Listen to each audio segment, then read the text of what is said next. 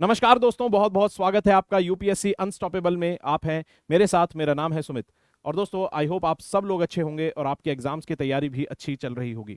यहाँ पर अपने ही एग्जाम से जुड़ा हुआ एक बहुत इंपॉर्टेंट इशू है जो कि इंटरनेशनल रिलेशन से जुड़ा हुआ है। प्राइम मिनिस्टर मोदी की विजिट चल रही है फ्रांस के अंदर, और उससे जुड़ी हुई जितनी भी बातें हैं, फ्रांस और इंडिया का जो रिलेशन है, क्या यहाँ पर इस विजिट से निकलकर पॉजिटिव चीजें भारत के लिए आएंगी, उन सभी चीजों को यहाँ पर डिस्कस करेंगे, ठीक है, इस आर्टिकल के अंदर। और यहाँ पर बात करें एग्जाम के पॉइंट ऑफ व्यू से, तो आप देख सकते हैं 2019 का ये मेंस का क्वेश्चन है, जीएस पेपर 2 के अंदर पूछा गया इंटरनेशनल रिलेशन में। सीधा बात करता है इंडिया और जापान के रिलेशनशिप के ऊपर। तो आप जानते हैं, जिन भी कंट्रीज से भारत के रिलेशनशिप जो है, संबंध अच्छे हैं, उनको हमें फोकस देके पढ़ना चाहिए। साथ में भारत और उस कंट्री के बीच में जो भी इंपॉर्टेंट प्रोजेक्ट्स चल रहे हैं, कोई अग्रीमेंट साइन हुए हैं, वो हमें एज इट इज याद होने चाहिए। पेपर में हमें उनको एग्जाम्पल के तौर पे कोट करना होता है।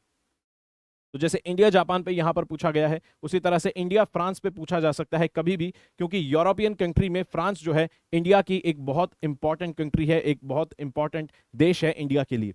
साथ ही में अगर बात करें प्रीलिम्स के अंदर 2015 में, आप देख सकते हैं क्वेश्चन पूछा गया है कि इनमें से कौन सी ऐसी कंट्रीज हैं जो कि न्यूक्लियर पावर हैं और जिनको नॉन प्रोलिफरेशन ट्रीटी के द्वारा रिकॉग्नाइज किया गया है। तो यहां पर आप देख सकते हैं ये 2015 का क्वेश्चन पूछा गया है। ये पूरा टॉपिक जुड़ा हुआ है जीएस पेपर 2 से, इंटरनेशनल रिलेशन में, बताने की ज्यादा जरूरत नहीं पड़ेगी। पॉइंट ऑफ डिस्कशन हमारे रहने वाले हैं। इस वीडियो को देखने के बाद आपको कुछ चीजें समझ आएंगी, जैसे कि भाई इंपॉर्टेंस क्या है फ्रांस की इंडिया के लिए, साथ में यहां पर जो पीएम विजिट कर रहे हैं फ्रांस को, इसमें क्या पॉजिटिव चीजें निकलकर सामने आ रही हैं, ठीक है, और क्या ऑफर्स इंडिया को मिलने वाले हैं। साथ ही में ओवरऑल टाइज देखेंगे इंडिया और फ्रांस की, जो हिस्टोरिक ये जो टाइज चल रही है, कौन कौन से प्रोजेक्ट्स में इंडिया फ्रांस इन्वॉल्व है, ताकि पेपर में लिखने के लिए एक जगह आपको कॉन्क्रीट एग्जांपल्स मिल जाए, ठीक है। तो यहाँ पर आपको बहुत इंपॉर्टेंट चीजें मिलने वाली है इस वीडियो में, जीएस पेपर 2 के पर्सपेक्टिव से। तो यहाँ पर आप देख सकते हैं क्वेश्चन है आपके लिए यहाँ पर, which of the following is a French territory in in Indian ocean. भारतीय जो इंडियन ओशन है, ठीक है, इसके अंदर बताएंगे हिंद महासागर के अंदर कौन सा आइलैंड एक फ्रेंच टेरिटरी है। वीडियो को पॉज करके क्वेश्चन को अटेम्प्ट करेंगे, इसका जवाब मैं वीडियो के एंड में आपको दूंगा। अब यहां पर बात करते हैं, प्राइम मिनिस्टर मोदी ने विजिट किया है फ्रांस को, और prime minister Modi as a chief guest France के अंदर गए हैं। फ्रांस के अंदर नेशनल डे चल रहा है आज उनका, 14 जुलाई को, और इसके अंदर एज ए चीफ गेस्ट गए हैं। साथ में भारतीय सेना ने वहां पर जो नेशनल परेड है उसके अंदर पार्टिसिपेट करा है और मार्च किया है। साथ ही में जो राफेल हवाई जहाज भारत ने खरीदे थे, उन्होंने फ्लाई पास भी दिया है। तो यहां पर याद रखेंगे कि ट्राई सर्विस कंटिजेंट ने भारत ने, यानी कि एक इंपॉर्टेंट विजिट है ये।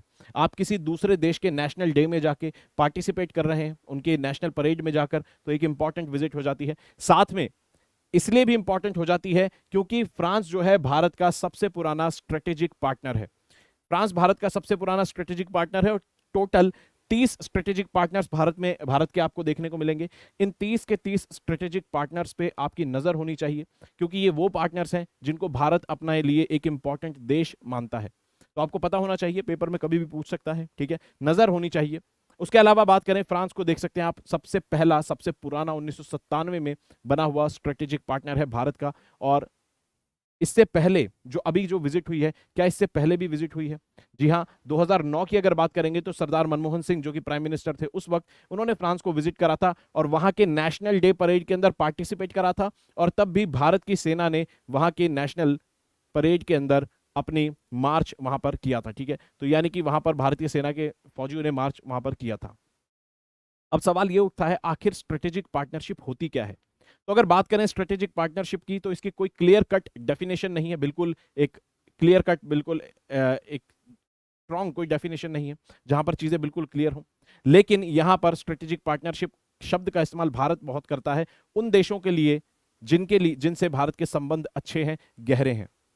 तो यहां पर इसका मतलब है कि स्ट्रेटेजिक पार्टनरशिप का मतलब है कि भाई जब दो देश आपस में एक दूसरे से इंटरेक्ट करते हैं स्ट्रेटेजिक सेक्टर्स में, जैसे कि डिफेंस हो गया, साइंस एंड टेक हो गया, सिक्योरिटी हो गया, इकोनॉमिक्स में अगर ट्रेड रिलेशन को लेकर जैसे बैंकिंग, इन्वेस्टमेंट, ट्रेड वगैरह, इन सभी सेक्टर्स के अंदर आपको देखने को मिलेगा इंटरेक्शन जब दो देश करते हैं तो उसको स्ट्रेटेजिक पार्टनरशिप बोली जाती है। और भारत जो है एलाय शब्द का इस्तेमाल करने से बचता है, क्योंकि एलाय शब्द का मतलब है कि आप एक तरह से ये दिखाता है कि आप उस देश के साथ पूरी तरह से अलायंस में आ चुके हैं, यानी कि आपकी सॉवरेनिटी को कहीं ना कहीं खतरा आ सकता है। इसलिए भारत अपनी सॉवरेनिटी को, स्ट्रेटेजिक ऑटोनॉमी को एजर्ट करने के लिए, अपनी सॉवरेनिटी को बचाने के लिए हमेशा एलाय शब्द को इस्तेमाल करने से बचता है। और यहां पर भारत इस्तेमाल करता है स्ट्रेटेजिक पार्टनरशिप शब्द, जिनसे स्ट्रॉन्ग रिलेशन है भारत के। ठीक है, तो याद रखेंगे भारत के जिन भी देशों से संबंध अच्छे हैं, स्ट्रेटेजिक पार्टनरशिप उसको भारत बोलता है। और फ्रांस की क्या इंपॉर्टेंस है इंडिया के लिए, ये चीजें आपको जानने को मिलेगी जब हम देखते हैं कि भाई सबसे पहले जब पोखरण टेस्ट जब भारत ने किया था 1998 में, भारत ने जब न्यूक्लियर टेस्ट कंडक्ट किया था, तो फ्रांस सबसे पहली ऐसी कंट्री था जिसने भारत को एक न्यूक्लियर पावर के रूप में रिकग्नाइज किया था। जबकि बाकी जो वेस्टर्न देश थे, अगर अमेरिका को भी मिला लें उसमें, तो ये सब भारत के ऊपर सैंक्शंस लगाने में लगे हुए थे, भारत को क्रिटिसाइज करने में लगे हुए थे। तब फ्रांस ने भारत को रिकग्नाइज करा था एक न्यूक्लियर पावर के रूप में। उसके अलावा कई सेक्टर्स, इंपॉर्टेंट सेक्टर्स में भारत और फ्रांस कोऑपरेट करते हैं, तो टोटल कन्वर्जेंस हमें देखने को मिलता है रिलेशनशिप्स में। उसके अलावा जैसा आप जानते हैं भाई 36 रफेल विमान भारत ने खरीदे हैं फ्रांस से, तो एक इंपॉर्टेंट डील थी। साथ ही में जैसे कि एक और इंपॉर्टेंट डील आपको देखने को मिलेगी कि यहां पर 6 European pressurised water reactors, nuclear reactors बनाए जा रहे हैं, जो कि बिजली बनाएंगे भारत में न्यूक्लियर एनर्जी के थ्रू। और ये आपको जैतापुर में, महाराष्ट्र में देखने को मिलेगा। ठीक है, तो महाराष्ट्र के जैतापुर में आपको ये प्रोजेक्ट देखने को मिलेगा। साथ ही में अगर बात करें, अब ये जो विजिट है इसमें अब क्या ऑफर्स सामने निकल कर आ रहे हैं। ठीक है, तो अगर बात यहां पर करें यूएस की, तो यूएस के साथ जब हमारे संबंध होते हैं, कोई डील साइन होती है, किसी हथियार को खरीदते हैं, कोई इंपॉर्टेंट डिफेंस डील यूरोप से जब होती, यूएस से जब होती है, तो यूएस के साथ होने वाली डील में हमेशा एक समस्या ये बनी रहती है कि रेगुलेशंस बहुत ज्यादा हाई होते हैं। ठीक है, रेगुलेशंस बहुत ज्यादा हाई होते हैं, एक्सपोर्ट कंट्रोल रेजिम्स के तहत यहां पर काफी ज्यादा रेगुलेशंस हाई होते हैं। उसके अलावा अगर बात करें फ्रांस, तो फ्रांस इंडिया को एक फ्लेक्सिबिलिटी प्रोवाइड कराता है। साथ ही में हम ये भी इंश्योर कर पाते हैं कि हम जो डिफेंस के मामले में पूरी तरह से कहीं यूएस के ऊपर निर्भर ना हो जाए, पूरी तरह से कहीं हम रशिया के ऊपर डिपेंडेंट ना हो जाए। इसलिए हमें जरूरत है कि अपने डिफेंस सेक्टर को डाइवर्सिफाई करें, अपने सिक्योरिटी जो सिनेरियो है इंडिया का उसको डाइवर्सिफाई करें, और उसमें हम बाकी देशों से, जैसे कि यूरोपियन देशों से भी हम इंटरैक्ट करें। और जाहिर सी बात है, अलग अलग कॉन्टिनेंट के देशों से अगर आप इंटरैक्ट करेंगे तभी एक बैलेंस ऑफ पावर बना रहेगा, आपके रिलेशनशिप्स में डाइवर्सिटी बनी रहेगी। तो यहां पर अगर बात करें, ठीक है, यूएस के साथ एक समस्या थोड़ी सी ये है। उसके अलावा यहां पर इसीलिए भारत अब देखता है कि भाई कोई और भी पार्टनर अच्छा मिले, डील अच्छी मिले, तो यहां पर फ्रांस जो है इंपॉर्टेंट एक पार्टनर के रूप में उभर कर सामने आता है, डिफेंस पार्टनर के रूप में। और यहां पर बात चल रही है कि 26 और रफेल खरीदे जा सकते हैं नेवी के लिए। ठीक है, यानी कि marine version of Rafale Bharat खरीद सकता है, 26 हवाई जहाज भारत रफेल के खरीद सकता है, जो कि नेवी इस्तेमाल करेगी। और साथ ही में यहां पर स्कॉर्पियन क्लास की 3 और सबमरीन्स का को प्रोडक्शन किया जा सकता है। जैसे कि आप जानते हैं कि प्रोजेक्ट 75I के तहत भारत जो है फ्रांस के साथ मिलकर ये 6 सबमरीन्स बना रहा है, जो कि डीजल इलेक्ट्रिक सबमरीन्स हैं। और इसमें से 5 जो है भारत की नेवी को मिल चुकी हैं, इंडक्ट हो चुकी हैं, 1 इंडक्ट होनी बाकी है। तो जिस तरह से 6 बनाई जा रही हैं, उस तरह से बात चल रही है कि यहां पर हो सकता है कि 3 और सबमरीन्स को प्रोड्यूस यहां पर किया जाए।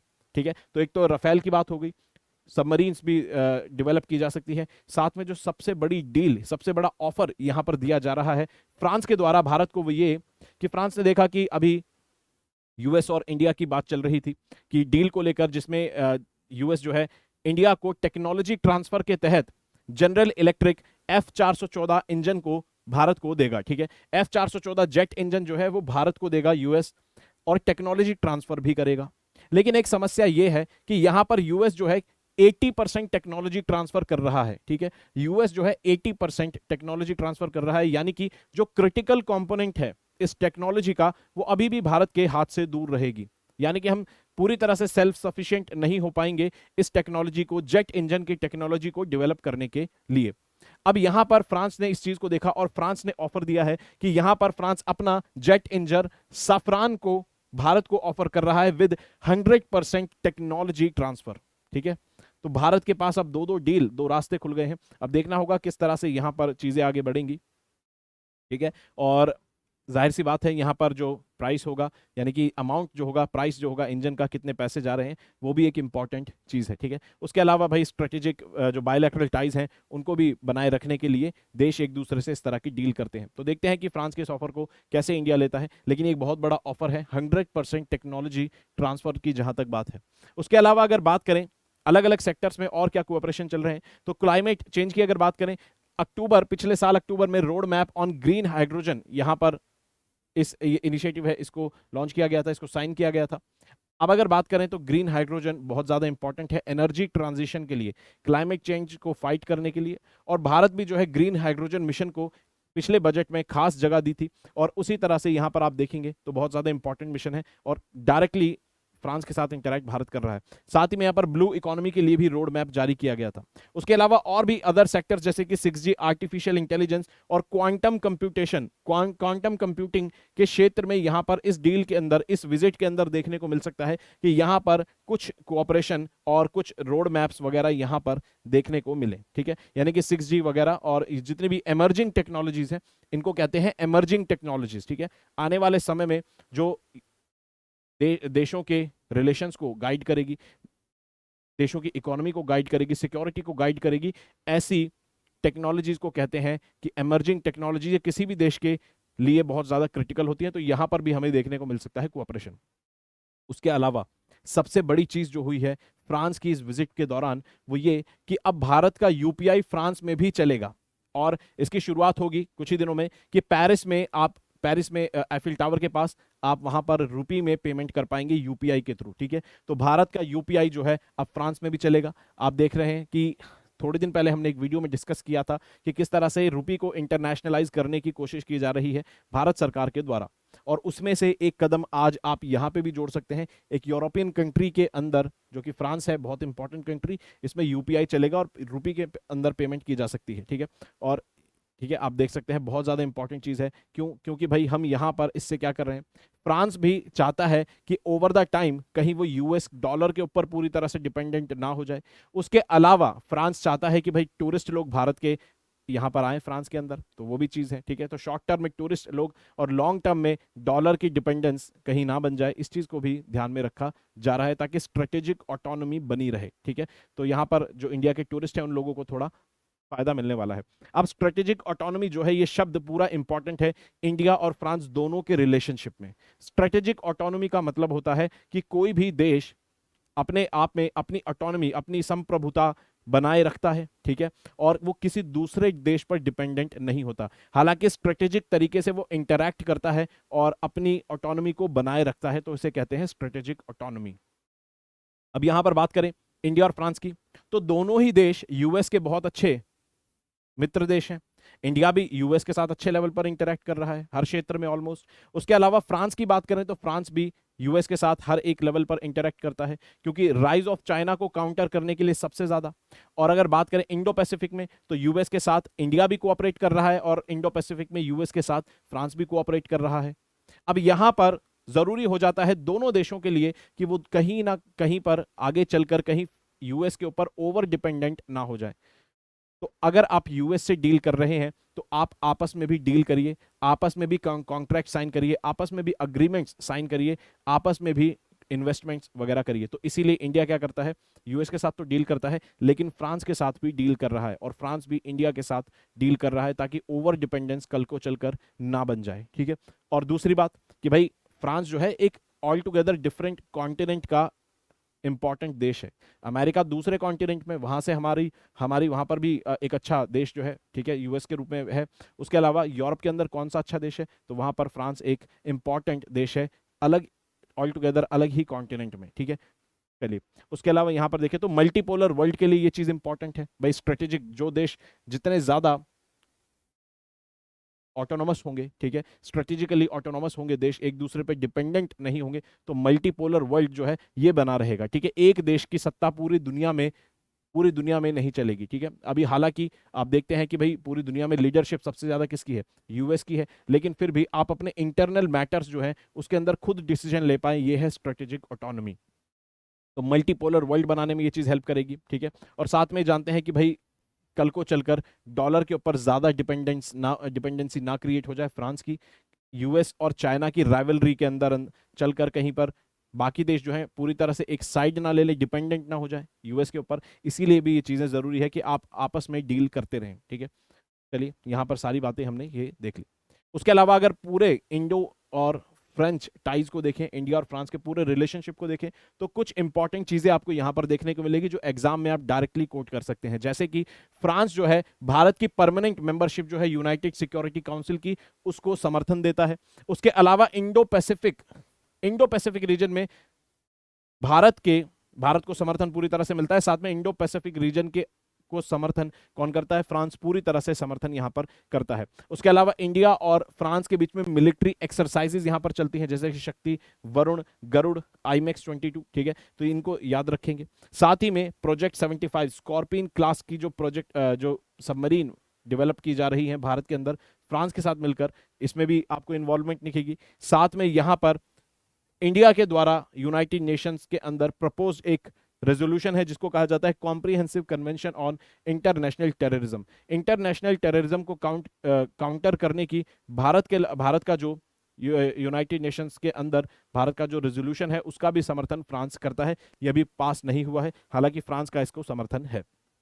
उसके अलावा फ्रांस जो है भारत की 11वां सबसे बड़ा इन्वेस्टर कंट्री है अगर बात की जाए 2000 से 2022 के बीच में, ठीक है। तो फ्रांस जो है ओवरऑल, आप इन सारी चीजों को याद रख सकते हैं। उसके अलावा अभी जो डेवलपमेंट्स हुई है इनको भी याद रखेंगे एग्जाम पर्सपेक्टिव से, ठीक है। चलिए, यानी कि कुल मिला के 7-8 ही मोटी मोटी बातें हमें याद रखनी होती है। उसके अलावा आप मेरे से वर्ल्ड हिस्ट्री यहाँ पर पढ़नी है तो मेरे साथ जुड़ सकते हैं अनअकैडमी की स्पेशल लाइव क्लास के अंदर। साथ ही में यहाँ पर शाम को 6 से 8 बजे हम पढ़ते हैं NCERT, ठीक है, जिसमें 9th से 12th तक की हिस्ट्री की NCERT को बहुत डिटेल में कवर कर रहे हैं। और अनअकैडमी का कोई सा भी कोर्स खरीदना हो तो कोड लगाएंगे SMK लाइव, ठीक है। तो SMK लाइव कोड का इस्तेमाल करेंगे और अनअकैडमी पे आप देख सकते हैं कि 50% डिस्काउंट अवेल कर सकते हैं अगर SMK लाइव कोड लगाएंगे तो। उसके अलावा प्री मेंस इंटरव्यू तीनों ही स्टेजेस की तैयारी आपको कराई जाती है। एनुअल प्राइस जल्दी ही हाइक होने वाले हैं। आरंभ बैच जो कि एक फाउंडेशन बैच है 2024 के लिए, ये लॉन्च हो चुका है। प्रतिज्ञा हिंदी मीडियम बैच 2024 के लिए फाउंडेशन बैच लॉन्च हो चुका है। साथ में सभी ऑप्शनल आपको यहां पर देखने को मिलते हैं।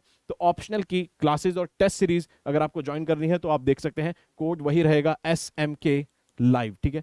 चलिए, यहां पर आप देख सकते हैं कि उसके अलावा UPSC सुपर कॉम्बैट टेस्ट है जो कि आपको 23 जुलाई 11 बजे देखने को मिलेगा, ठीक है। और दिल्ली में ऑफलाइन सेंटर है, जिन दोस्तों को ऑफलाइन तैयारी करनी है वो भी यहां पर देख सकते हैं।